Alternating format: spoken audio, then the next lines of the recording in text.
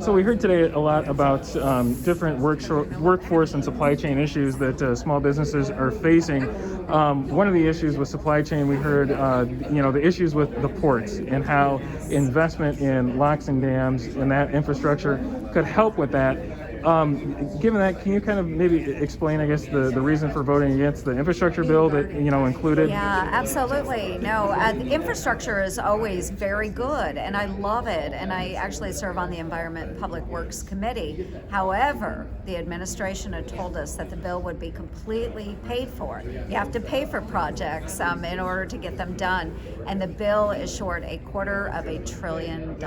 There is no funding for many of those projects.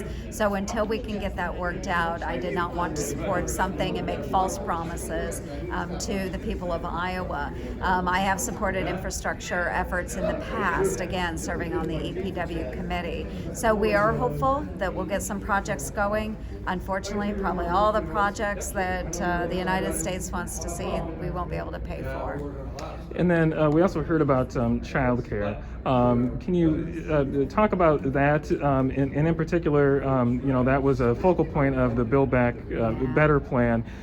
What are the chances of breaking that up into smaller parts and maybe passing something related to child care? Well, probably not the Build Back Better bill, again, because that was trying to be pushed through reconciliation, which is a different process.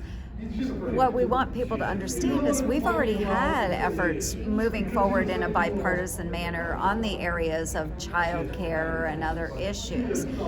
So I have worked with Amy Klobuchar on child care plans. I have worked with Catherine Cortez Mastos, on child care issues. There's Jackie Rosen out of Nevada with child care issues. So there's a lot of us that are already working in that space and already have plans that we would like to see the administration take up.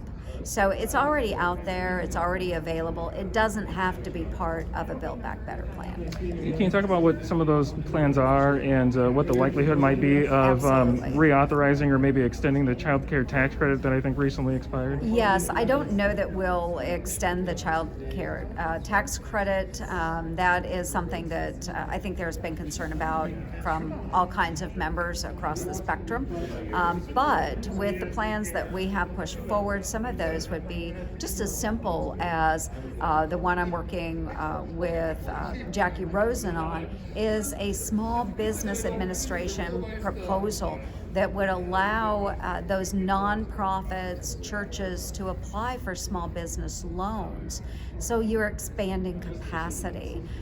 They oftentimes don't have the capital to develop their own child care centers, but given the access to those government programs would be very, very helpful and provide a lot more places and spaces for our children to go to. So there's simple fixes that exist out there. We just need to get them done in Congress.